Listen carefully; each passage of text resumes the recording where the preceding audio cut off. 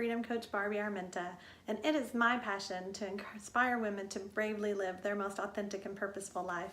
And you are watching Brave Conversations with Barbie, and it has been a while since I've done a video, and we've just been super busy, not just with our regular business and my coaching, but we have been writing a book. And it's been a long journey, but in the last few weeks we've really been focused and trying to get the manuscript complete because we had a deadline to meet, and we did. We have now, this is our completed manuscript, and it is now off to Kregel Publishing in Grand Rapids, Michigan, and they will do what they do.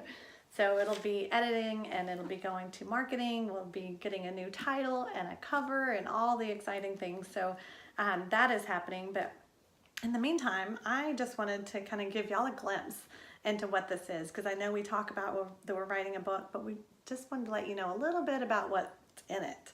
And it's not that different than the things that I share with you all the time, just about being brave and what that looks like. And you know, we often say that our book is a book about dating after divorce, and more specifically, dating and purity after divorce.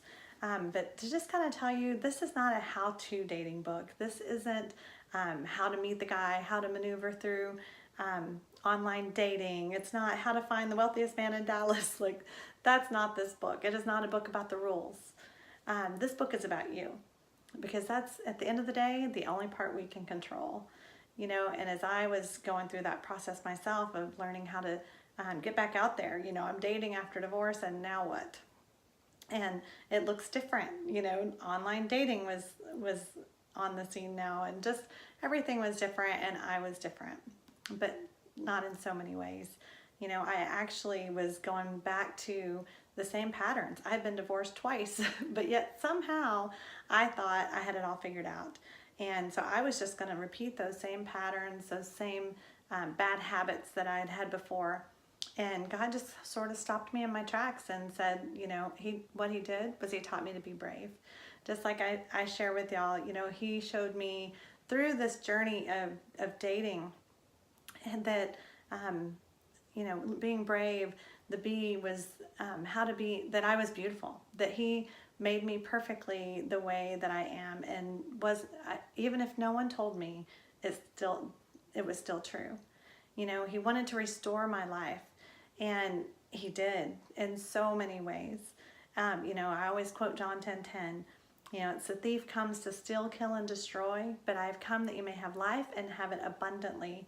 And I just thought it was too late for me, and God just picked me up out of my old life and into this new one, and just showed me what it looked like to walk in the newness that he had for me. And then through my counselor, he told me that I needed to be my authentic self. But first I had to figure out who that was. You know, who am I anyway now? You know, things that you identify yourself as is often through your career or your stage of life. You know, I'm a mom, I'm a wife. But there's so much more. And he wanted to show me who I was authentically. And then he wanted me to be vulnerable and actually live it out. He wanted me to let people see me for who I was. And that's so scary sometimes. It's like, as a recovering people pleaser, I wanted to be who people wanted me to be. And he showed me, you know, to walk in confidence and to be vulnerable and allow other people to see me. And that's when I really started growing in my relationship with Richard, was when he actually started seeing who I was authentically.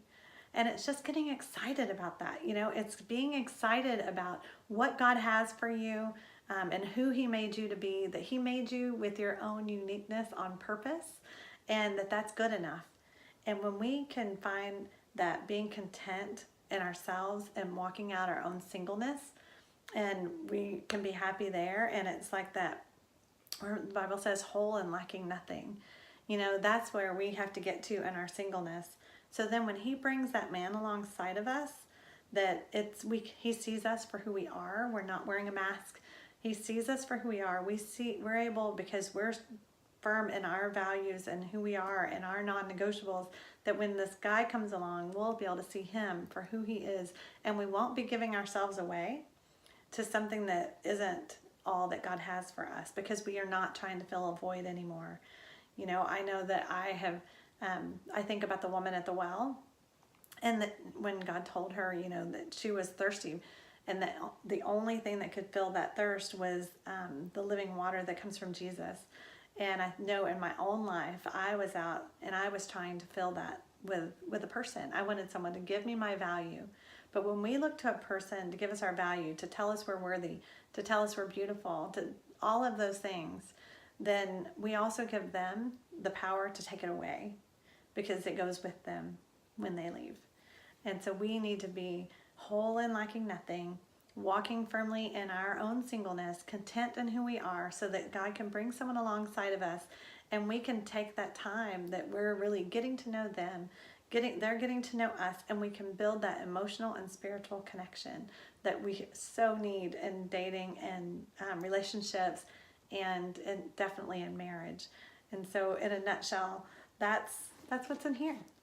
200 pages of what I just told you. But what God has shown me is that we get encouraged by people saying we can do it. You are enough. You are good enough. And that encourages us in our spirit, but that's fleeting. But inspiration comes from seeing that it can be done. That's what we hope, by sharing our story, by sharing my personal journals, that you would be inspired that this is a paved road, that someone has gone before you, and you're not alone. So, and you can do it too. But the real freedom comes from doing.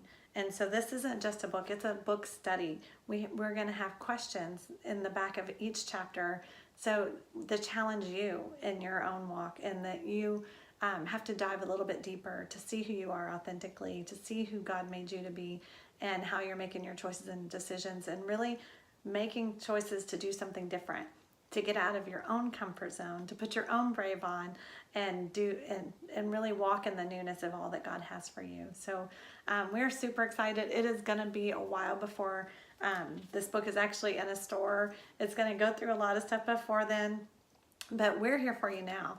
We want to hear from you. I say these are brave conversations. I want to hear the questions that you're asking, when it comes to dating and getting back out there and just starting your new life after divorce. Not even if you're not ready to look for the guy yet, or maybe you're looking for the guy and you're not finding the right ones. We sometimes think that it's us, that we are bad at choosing. We pick the wrong guys. But what we really need to be looking at is not the guy, but we need to look at ourselves and make sure that we're just walking in that wholeness that God created us for. And but I want to hear questions that you have, things that you would like to know, or that you're struggling with, or celebrations, things you want to celebrate, that you found this right person and you're doing it right, and you're so grateful for what God's doing in your life. We want to hear that too. So I would love for you to comment below. You can follow me on social media. I am at Spa Barbie on Instagram, on Twitter. You can find us at The Right Combination on Facebook. But this is not a conversation without you. So I would love to hear your feedback. And until next time, I look forward to hearing from you. You can also find me at rightcombination.net. So until next time, remember to put your brave on.